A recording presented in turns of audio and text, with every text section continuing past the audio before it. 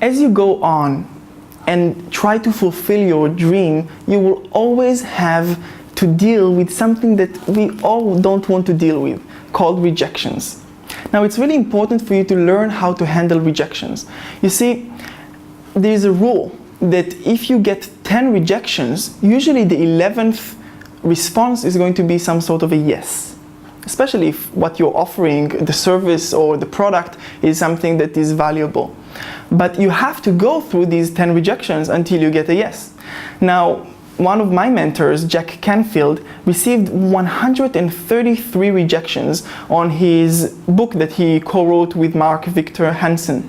And it wasn't until the 133rd person that eventually what happened was that they received a yes. Now, then they went on and published Chicken Soup for the Soul, which became an international bestseller. 133 rejections. How many rejections are you willing to get? You really need to think about it, because you will get them and they are not pleasant. I remember when I began advancing myself as an artist, I was 21 and I put a portfolio together of all of my paintings in some really beautiful CD with my resume printed, and I sent it to about 41 galleries in Israel. And I was really excited because, you know, my resume was fairly impressive. I was young, I had a huge portfolio with many paintings, and I was eager to get into galleries. That was my dream. And I sent it, and within about 2 weeks I received an answer from about 10 galleries, all of them saying that they were too busy, that they are booked until whenever, it's like 4 years or whatever, crazy, that they only accept artists from this niche or that niche, and that they are not looking for artists currently. That was really a big bummer, because I was so excited and I took all the time to put those CDs together and to put my resume and to have it really fine-tuned, and it was a real bummer for me. So it took me a few days to say, okay, well, there are 30 more galleries to go, and I started to call the galleries. Hi, I'm Jonathan Kis-Lev. I sent you my CD and my resume. Have you had a chance to look at it? Oh yes, you're the one with the sea paintings and the fish. That's what I used to paint at the time. Yeah, no, we're not interested currently. Good luck. Thank you. Bye. Thank you. Well, thank you very much. Bye-bye. Thank you. Bye. Again and again and again. And within 5 calls, I had to hang up. It was too much for me. So I actually received no and no and no again and again and again. It was so harsh for me, because I thought, as an artist, what I'm putting out there is not a real mere service or product. It's myself that I'm putting out there, and I kept being rejected again and again. So after the 25th gallery out of those 40 galleries, I just told myself, you know what, you've spoken to most of the galleries in Israel. You might be a bit arrogant, a bit young, a bit full of yourself, and a bit naive about how it works. You haven't gone to a high school, academy for arts. You're coming without, the necessary background.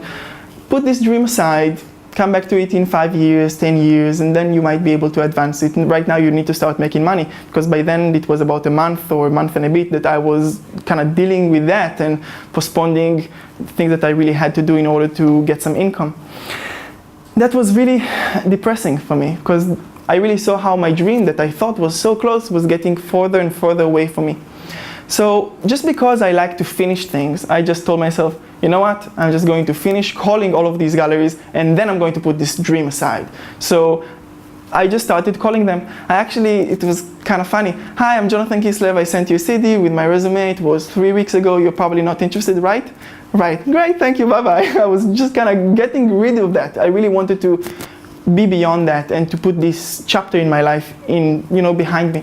And it was really the last gallery that I called that I was actually really happy to call. It was a gallery in a city called Ra'anana in Israel, and I called the gallery owner, and I was happy because she was my last gallery, and I'm going to finish with this rejections thing, because I just wanted to finish it. So I called her, and she said, oh, I remember I received the CD, but I haven't had the time to look at it. But I remember looking at your resume, and your resume is really impressive for a young artist. I was like, wow, great. Yeah, and she said, yeah, you studied in Canada and so on. That's really impressive. I'd love to have a look at the portfolio. I was like, you do? You want to have a look? Yeah, good. So when shall I call you? Call me in a week. Okay, I'm going to call you Monday. Good. I'm going to call you Monday at 10 a.m. Good. Well, thank you very much. You're welcome. Bye. And I was like left with the phone like, oh my God, someone might say yes. A week later, Monday at 10 a.m., I called her and she said that the paintings were really nice. She's really unsure whether they can fit in the gallery, but I can bring them physically. She can, judge better. And I brought them to the gallery. Now, guess what? She didn't like them.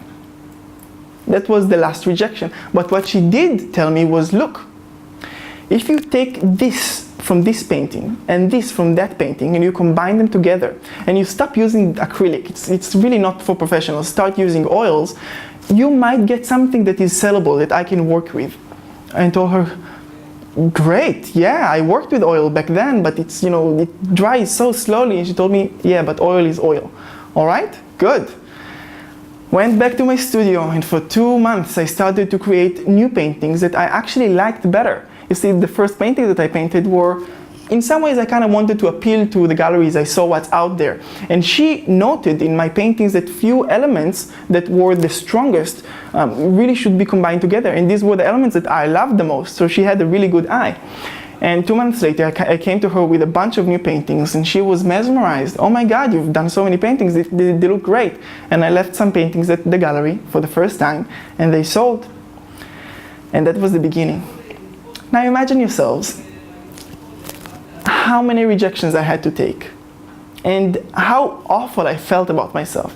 Really, I was sobbing to my girlfriend at the time, more than probably 5 times, like sobbing, like, I'm stupid, this was way over the top, my aspiration, I'm not talented enough. And once I've gotten through all of these rejections at the 40 or whatever, it was a 42nd gallery or whatever, I really succeeded. Then with the new paintings, I contacted some of the other galleries, and they started to, say, we have something to talk about. And now I'm exhibiting in 5 galleries. So it's really important to just reject the rejections. If you want to succeed, you get the rejection, you say next. You get the rejection, you say next. You get the rejection, you say next. You get the rejection, you say next. And eventually you're going to receive a yes. And it will be surprising. It was surprising for me. So I really want for you to follow your heart, and I really want for you to, fulfill your dreams. But you have to be willing to understand that that's part of the process. It will get you more and more eager and more fine-tuned in order to achieve your dreams. So just be willing to get as many rejections as you need, as many rejections as will take place, and you will fulfill your dreams. I'm certain of that from my own experience. Have fun and good luck.